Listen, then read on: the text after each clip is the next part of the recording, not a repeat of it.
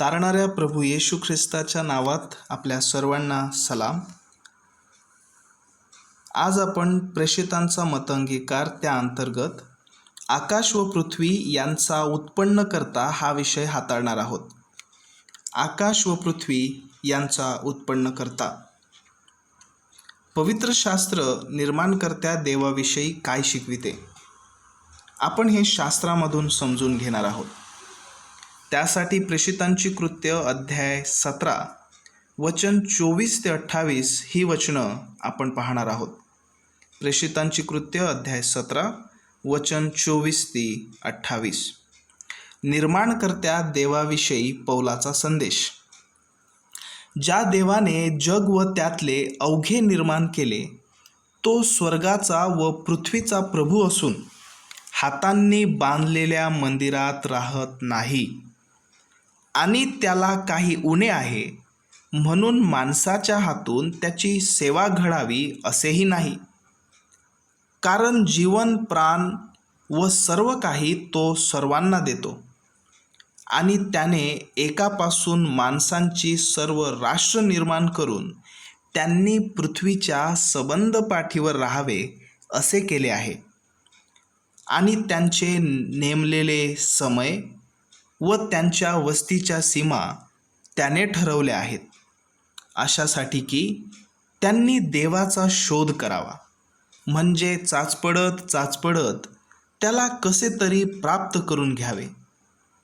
तो आपल्यापैकी कोणापासूनही दूर नाही, कारण आपण त्याच्या ठायी जगतो, वागतो व आहोत. प्रेषित पौलाने फारच सुंदररित्या या संदर्भामध्ये निर्माणकर्त्या देवाविषयीचं सत्य सांगितलेलं आहे. तो म्हणत आहे की देव हा नेहमीपासून आहे, त्याला कोणीही घडवले नाही, त्यानेच सर्व काही अवघं घडवलेलं आहे.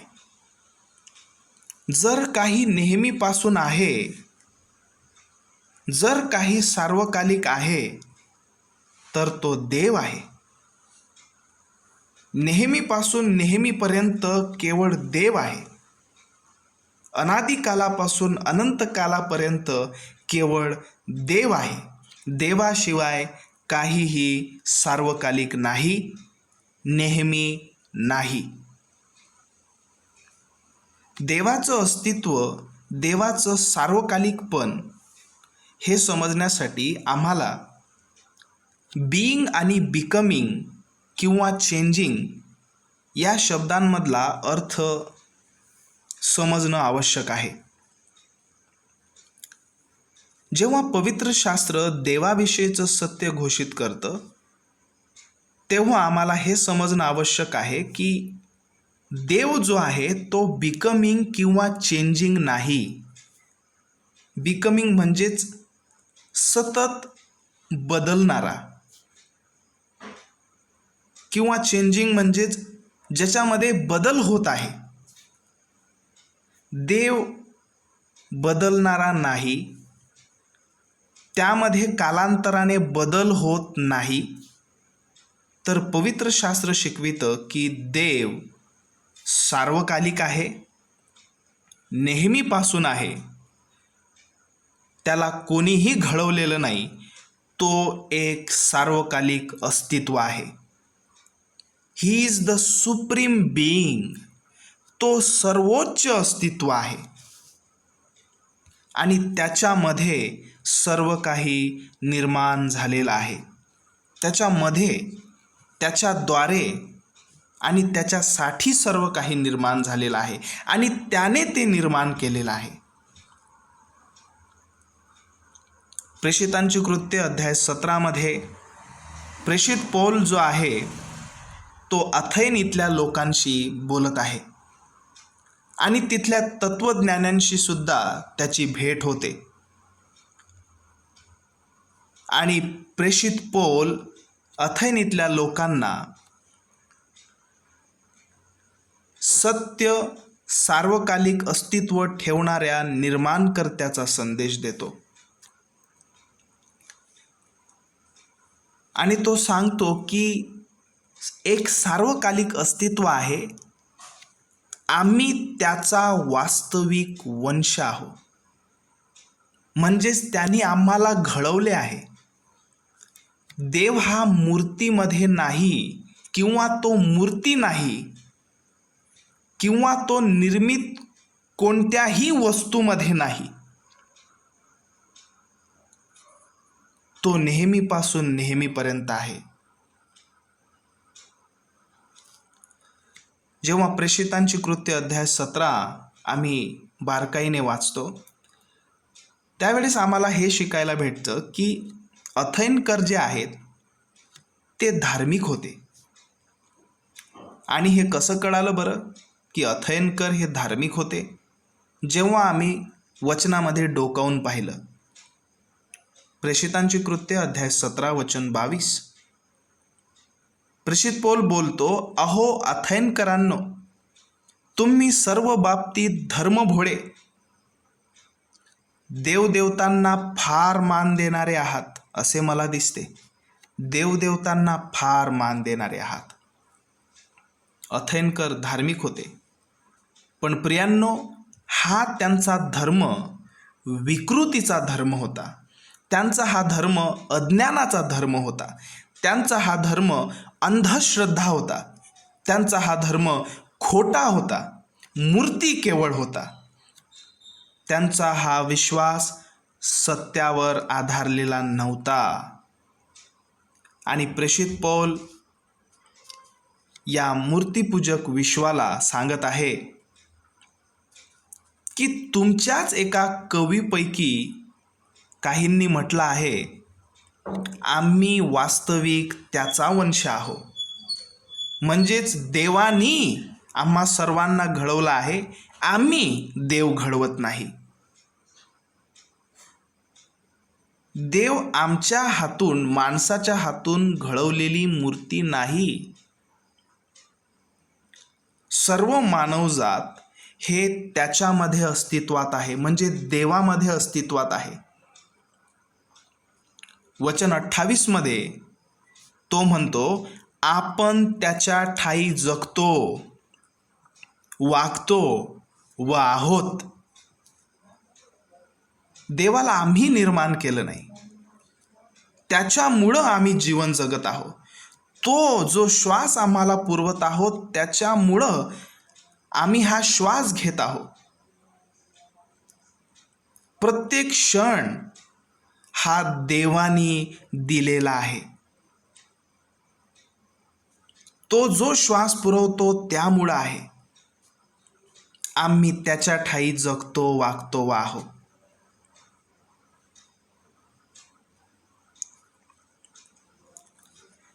प्रेषित पौलाने अथेनकरांना स्पष्ट केले आहे, निर्माणकर्त्या देवाशिवाय काहीही नसते, पुढे काही होणार नाही, आणि त्याच्या बदलविणाऱ्या सामर्थ्याशिवाय पुढे जगात कुठला बदलही होणार नाही. If anything is, god is. If anything exist, it's pure being the creator. निर्माणकर्ता केवळ अस्तित्वात आहे, त्याचंच अस्तित्व आहे. तोच नेहमीपासून होता आणि नेहमीपर्यंत असणार आहे. प्रियांनो, आम्हाला जर येशू ख्रिस्ताच्या सुवार्तेचं परिपूर्ण सत्य समजून घ्यायचं आहे, तर आमचा निर्मितीच्या कार्याविषयीचा दृष्टिकोन हा योग्य असणे आवश्यक आहे. सुवार्तेचं सत्य हे चांगल्या प्रकारे समजून घेण्यासाठी देवाच्या निर्मितीचं कार्य आम्हाला समजून घेणं आवश्यक आहे. मंडळीच्या इतिहासाविषयी विचार करा. 2000 वर्षाचा हा मंडळीचा इतिहास. मंडळीच्या इतिहासामध्ये जेव्हा जेव्हा सुवार्तिकांनी येशू ख्रिस्ताची सुवार्ता जगाला सांगितली, मिशनऱ्यांनी, सेवकांनी ख्रिस्ताची जेव्हा सुवार्ता जगाला सांगितली आहे, त्या सुवार्तेच्या शिक्षणामध्ये देवाची निर्मिती हा मुद्दा प्रथम स्थानी होता. पौलाने दिलेल्या उपदेशामध्ये, सुवार्तेच्या उपदेशामध्ये निर्माणकर्त्याचा उल्लेख त्याने केलेला आहे. निर्माणकर्त्या देवाचा उल्लेख त्याने केलेला आहे. आणि विशेष करून जेव्हा तो परराष्ट्रीयांकडे गेला तेव्हा विशेष करून त्याने देवाच्या निर्मितीविषयी त्याने घोषणा केलेली आहे. निर्माणकर्त्या देवाविषयीचा त्याने संदेश दिला आहे. आणि खरे पाहता बायबल पवित्र शास्त्राची सुरुवात देखील प्रियजनांनो निर्मितीच्या कार्याने होते, देवाच्या निर्मितीच्या कार्याने होते. पहिल्या आणि दुसऱ्या शतकाविषयी जेव्हा आम्ही विचार करतो, पहिल्या व दुसऱ्या शतकामध्ये सुवार्ता जी आहे रोमन आणि ग्रीको जगामध्ये पसरली. आणि जेव्हा सुवार्तेचा प्रसार होत होता, निर्मिती हा विषय जो आहे वादांपैकी होता. अनेक वादांपैकी निर्मिती हा विषय एक वाद बनलेला होता. आणि दुसऱ्या शतकातील काही पाखंडवादी ग्रीक तत्त्वज्ञानी, ज्यांची नाव मी मेन्शन करत आहे, प्लाटो, अरिस्टॉटल, स्टोइकिझम अँड इपिक्युरिझम, ही जी पाखंडवाद होते, तत्वज्ञान होते, त्यांनी एक विशिष्ट प्रकारचं शिक्षण द्यायला सुरुवात केलेली आहे. आणि ते शिक्षण म्हणजे, हा पाखंडवाद बोलत होता, भौतिक जग हे सार्वकालिक आहे. भौतिकता ही नेहमीच होती आणि नेहमीच असेल. Material world was eternal. Matter had been there and always would be there. समजून घ्या, भौतिक जग हे सार्वकालिक आहे.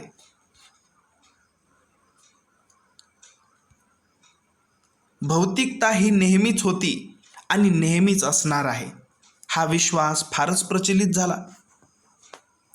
आणि कालांतराने आम्ही हे शिकतो की काही ख्रिस्ती म्हटलेले लोकसुद्धा भौतिकता ही सार्वकालिक आहे या मुद्द्यावर विश्वास ठेवायला लागलेले होते.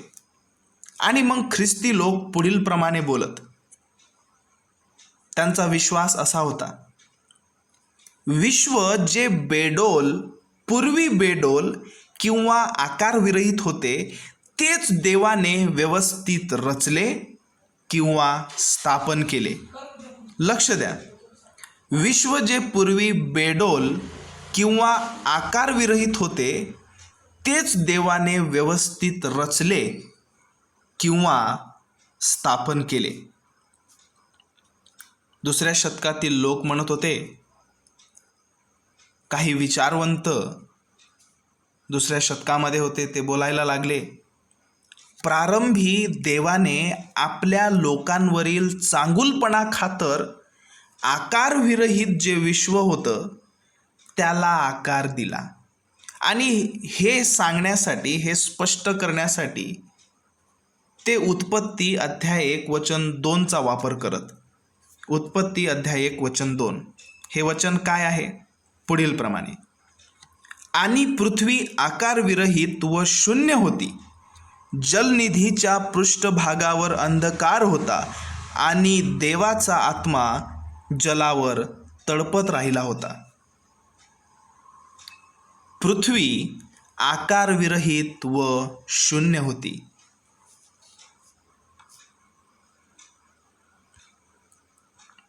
प्रियांनो, भौतिक विश्व हे जर सार्वकालिक आहे असा जर माझा विश्वास आहे, तर हे मोठे समस्येचे कारण आहे. यामधून फारच गंभीर समस्या ज्या आहेत त्या उत्पन्न होत आहेत. जर विश्व हे सार्वकालिक आहे आणि देवाने ते निर्माणच केलेले नाही, तर देवाला या विश्वाचा न्याय करण्याचा सुद्धा अधिकार नाही. जर विश्व हे सार्वकालिक आहे, तर देव सर्वसमर्थ नाही. जर विश्व हे सार्वकालिक आहे, तर देवाचे पूर्ण नियंत्रण सुद्धा या विश्वावर नाही. जर विश्व हे सार्वकालिक आहे, पाप हे वास्तविक नाही. जर विश्व हे सार्वकालिक आहे, तर दोन सार्वकालिक वास्तविकता आहेत. दोन सार्वकालिक वास्तविकता आहेत. थोडक्या शब्दात बोलायचं तर कदाचित दोन देव आहेत. भौतिक विश्व हे सार्वकालिक आहे. याचा अर्थ आताच आपण पाहिलेला आहे. उत्पत्ती अध्याय 1:2 चा वापर करून काही लोक म्हणतात की पृथ्वी जे आकारविरहित व शून्य होती, याचा अर्थ एका सामर्थ्याने ते आधीच निर्माण केलेली आहे आणि नंतर देवाने ती निर्माण केलेली पण बेडोल आकारविरहित अशी तिला आकार दिला. पण प्रियांनो, असा विश्वास ठेवणं हे समस्येचे आहे आणि त्या समस्या आपण पाहिलेल्या आहेत. जर विश्व हे सार्वकालिक आहे आणि देवाने ते निर्माणच केले नाही, तर या विश्वाचा न्याय करण्याचा अधिकारही देवाला नाही. मोठमोठ्या समस्या दुसऱ्या शतकामध्ये उदयास आलेल्या आहेत, विशेष करून निर्मिती या मुद्द्यावरून. पण त्याच प्रकारे दुसऱ्या शतकामध्ये निर्मिती विषयावर जी वाद झालेत, या वादावरून देव कोण आहे हे समजण्यास सुद्धा आरंभिक मंडळीला फार मोठी मदत झाली, फार मोठी मदत मिळाली. आणि ते पुढील प्रमाणे मंडळी समजू शकली की देव निर्मितीपेक्षा भिन्न असलाच पाहिजे. म्हणजेच सर्व भौतिक वस्तूंच्या विपरीत तो असणं आवश्यक आहे. देव हा अनक्रिएटेड आहे, त्याला कोणी घडवलेलं नाही. देव हा निर्मितीपेक्षा भिन्न आहे, तो निर्मिती नाही. देव जर निर्मिती नाही तर तो सार्वकालिक व असीमित आहे. जर सर्व काही निर्मित आहे तर हे ऐहिक, अमर्यादित आणि क्षणिक असले पाहिजे. कळालंय? दुसऱ्या शतकातील मंडळीला देव कोण आहे हे समजण्यास फार मोठी मदत मिळाली. देव देव आहे, तो नेहमीपासून नेहमीपर्यंत आहे. तो अनक्रिएटेड आहे, त्याला कोणी घडवलं नाही. तो निर्मितीपेक्षा भिन्न आहे. आणि ज्या सृष्ट गोष्टी आहेत त्याविषयी सुद्धा मंडळीला चांगलंच ज्ञान मिळालं. देवामध्ये आणि निर्मितीमध्ये जो फरक आहे तो मंडळीला कळायला लागला. आणि प्रभूचा या मुद्द्याविषयी धन्यवाद असो की मंडळीला देव कोण आहे याची समज आली.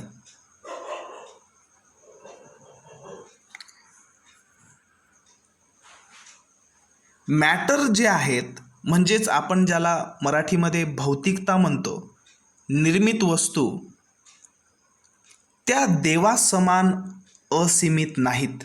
प्रियांनो, हे मात्र आम्हाला समजणं आवश्यक आहे. दुसऱ्या शतकातील मंडळीला हे समजण्यास फार मोठी मदत झालेली आहे. भौतिकता, निर्मित वस्तू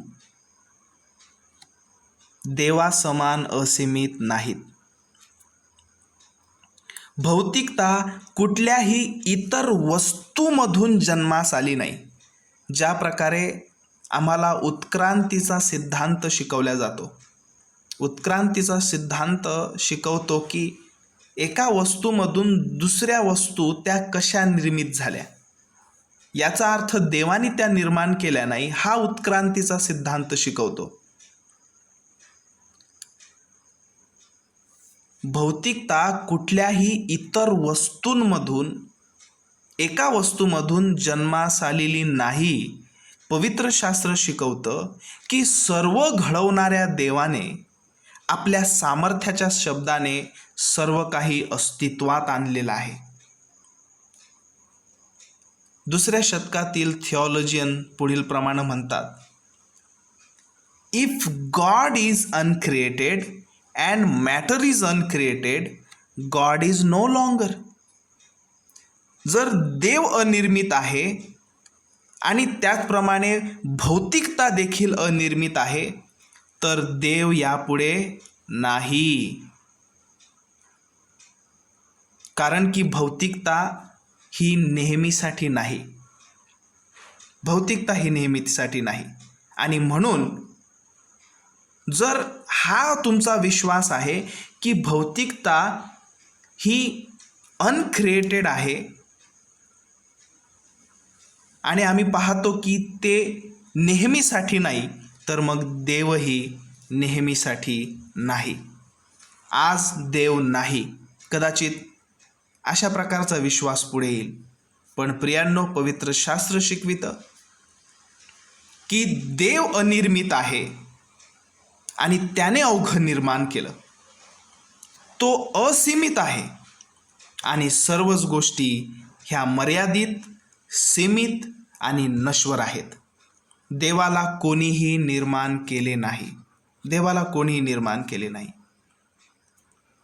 दुसऱ्या शतकातील ईश्वर सिद्धांतिक थिओलॉजियन म्हणतात, उत्पत्ती अध्याय 1 वचन 2 हे केवळ आम्ही विशेष एका डब्यात नेऊन त्याला वाचू नये, त्याला वेगळं करून आम्ही वाचू नये की सर्व काही आकारविरहित आणि शून्य होतं आणि नंतर देवाने ते घडवलं.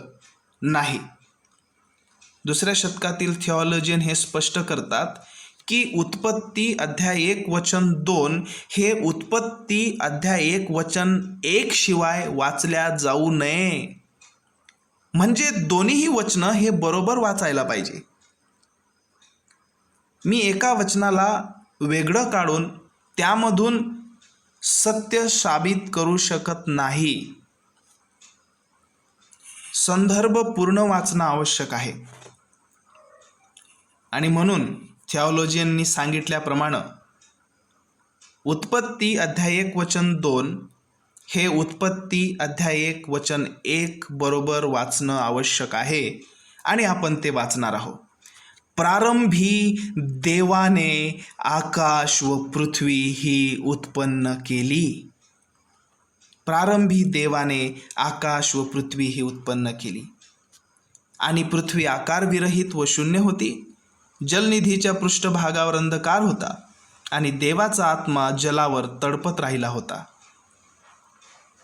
पवित्र शास्त्रामधले सर्वात सुरुवातीचे वचन हे ठामपणे, फारच स्पष्टपणे ही घोषणा करत आहे की देवाने सर्व काही निर्माण केलेले आहे. देवाने सर्व काही निर्माण केलेले आहे. आणि हे कसं कळतं आपल्याला की देवाने सर्व काही निर्माण केले? या दोन लहानशा शब्दामधून, आकाश व पृथ्वी. आकाशामध्ये जे सर्व आहे, पृथ्वीमध्ये जे सर्व आहे, देवाने निर्माण केले आहे. प्रारंभी देवाने आकाश आणि पृथ्वी ही उत्पन्न केली. उत्पत्ती अध्याय 1 वचन 2 ते अध्याय 2 वचन 25 पर्यंत जी निर्मिती देवाने केली तिचे वर्णन करण्यात आलेले आहे. पण मात्र उत्पत्ती अध्याय 1 वचन 1 हा त्या निर्मितीच्या कार्यांचा जणू सारांश आहे. समजून घ्या. उत्पत्ती अध्याय 1 वचन 2 ते अध्याय 2 वचन 25 पर्यंत देवाने जी निर्मिती केली तिचं वर्णन करण्यात आलेलं आहे. तर उत्पत्ती अध्याय 1 वचन 1 त्या निर्मितीच्या कार्याचं सारांश आहे, छोटं रूप आहे. आणि ते छोटं रूप शिकवितं की प्रारंभी देवाने आकाश व पृथ्वी ही उत्पन्न केली.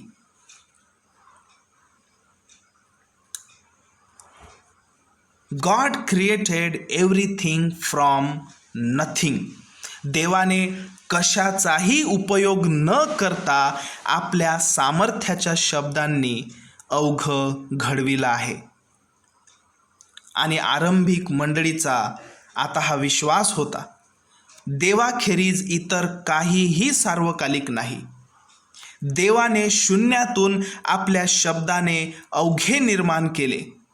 आउट ऑफ नथिंग, कशाचाही उपयोग न करता देवाने शून्यातून आपल्या शब्दाने अवघे निर्माण केले आहे. भौतिकता ही सार्वकालिक नाही, तर देव केवळ सार्वकालिक आहे. देवाने आपल्या स्वेच्छेने सर्व काही घडविले आणि यातून देव हा सर्व समर्थ आहे हे आम्हाला दिसून येत आहे. लक्षात ठेवा प्रियांनो, देवाला विश्व निर्माण करण्यासाठी कोणी भाग पाडले नाही किंवा त्याला कोणी जबरदस्ती केली नाही. No one force him to create the world. देवाला विश्व निर्माण करण्यासाठी कोणी भाग पाडलं नाही, कोणी जबरदस्ती केली नाही. देवाने जे जग निर्माण केलं, जे विश्व निर्माण केलं, ते निर्माण करण्याचं स्वतः ठरवलेलं आहे. त्यांनी स्वतःच ठरवलं आणि त्याने ते केलं. स्तोत्र 33 आणि वचन 6 शिकवितं, परमेश्वराच्या शब्दाने आकाश निर्माण झाले, त्याच्या मुखश्वासाने आकाशातील सर्व सैन्य निर्माण झाले. योहानकृत शुभवर्तमान अध्याय 1 वचन 3 शिकवितं, सर्व काही त्याच्याद्वारे झाले आणि जे काही झाले ते त्याच्या वाचून झाले नाही. फार महत्त्वपूर्ण हे वचन आहे, याकडं लक्ष देणं गरजेचं आहे. जे काही झाले ते त्याच्या वाचून झाले नाही, त्याच्या वाचून झाले नाही. अवघे म्हणजेच आकाश आणि पृथ्वी, आणि आकाशामध्ये जे आहे आणि पृथ्वीमध्ये जे आहे, अवघ दृश्य अदृश्य सर्व बाबी या देवाने घडवलेल्या आहेत. आणि प्रियांनो, आता आम्ही आमच्या खऱ्या मुद्द्यावर आलेला आहोत आणि आता आम्हाला कळालेलं आहे की प्रेषितांच्या मतांगीकारामध्ये ही असलेली सुरुवातीची ओळ किती महत्त्वपूर्ण आहे, किती महत्त्वपूर्ण आहे. सर्व समर्थ देव जो पिता आकाश व पृथ्वी यांचा उत्पन्न करता, त्याचवर मी विश्वास ठेवतो. इंग्लिशमध्ये ऑलमायटी, सर्व समर्थ. सर्व समर्थ शब्द कशाविषयी आहे? देवच केवळ सर्वांवर सर्व समर्थ आहे, प्रभुत्व करणारा आहे आणि त्याच्या या निर्मितीमध्ये त्यापेक्षा अधिक कोणीही नाही. देवापेक्षा अधिक कोणीही नाही, हा सर्व समर्थ शब्दाचा अर्थ आहे. देवच केवळ प्रभुत्व करणारा आहे, देवच केवळ सर्व समर्थ आहे. त्याच्यानंतर फादर, पिता असा शब्द अंगीकारामध्ये वापरलेला आहे. And this word refer to the one eternal God. पिता हा शब्द सार्वकालिक अस्तित्वाविषयी आहे. देवच केवळ सर्वांवर पिता आहे, तो एकटाच सार्वकालिक अस्तित्व ठेवणारा आहे.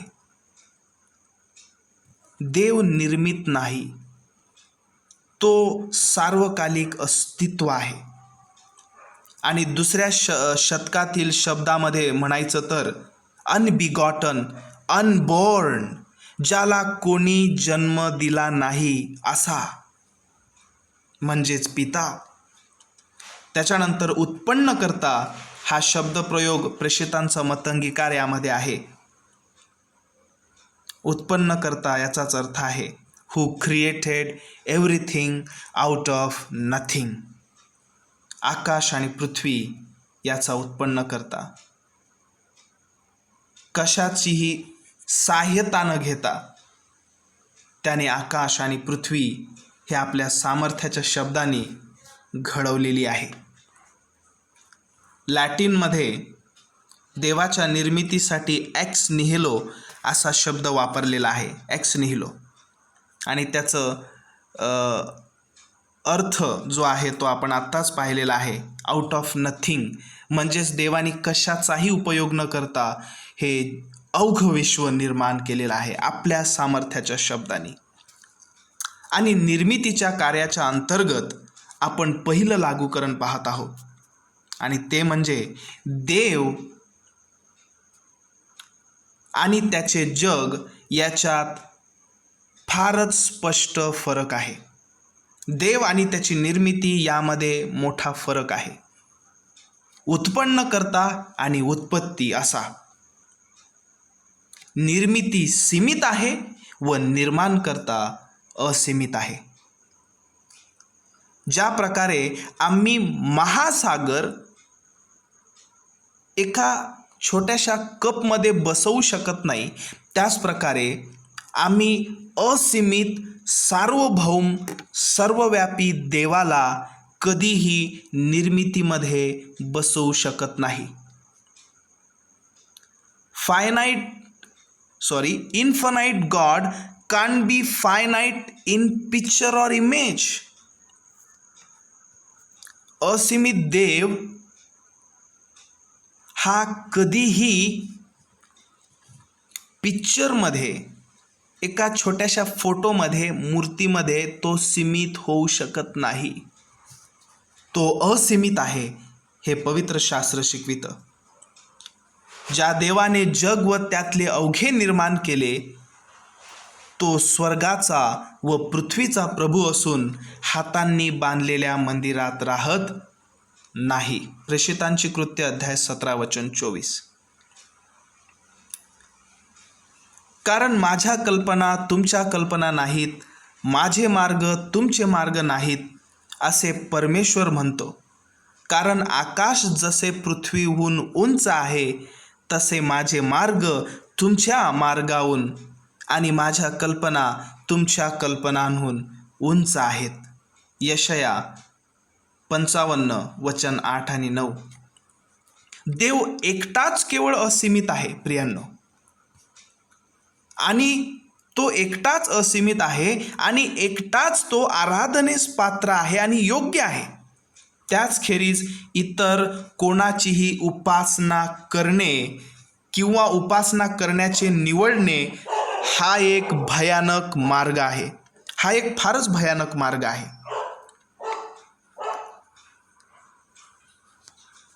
तर प्रियांनो, जर आता आम्ही देव कोण आहे हे समजू शकलो आहोत, तर आम्हाला पवित्र शास्त्रामध्ये स्पष्ट केलेला त्रैक्याचा सिद्धांत यावर विश्वास ठेवायला कठीण जाणार नाही. आम्हाला त्रैक्य हे आश्चर्यकारक वाटणार नाही. बरोबर. निर्मितीच्या कार्यामध्ये आम्हाला यशया स्पष्ट करतो की देव पिता आहे. निर्मितीच्या कार्यामध्ये योहान कलसेकरास पत्र, इब्रिकरास पत्र स्पष्ट करतं की देवाचा पुत्र येशू ख्रिस्त आहे, आणि योब हे स्पष्ट करतो की देव जो पवित्र आत्मा सुद्धा निर्मितीच्या कार्यामध्ये कार्यरत आहे. त्रिएक देव निर्मितीच्या कार्यामध्ये कार्यरत आहे. त्रिएक देवाने जग निर्माण केलेलं आहे. आणि निर्मितीच्या कार्यामधलं आता दुसरं लागूकरण आपण पाहत आहोत. निर्मिती मनुष्यातील पाप स्वभावाचा अर्थ काय आहे हे समजण्यासाठी आम्हाला सहाय्य करते. मनुष्य भ्रष्ट आणि पापी आहे आणि आध्यात्मिकरित्या मृत असा आहे, आणि त्याला देवाची आवश्यकता आहे.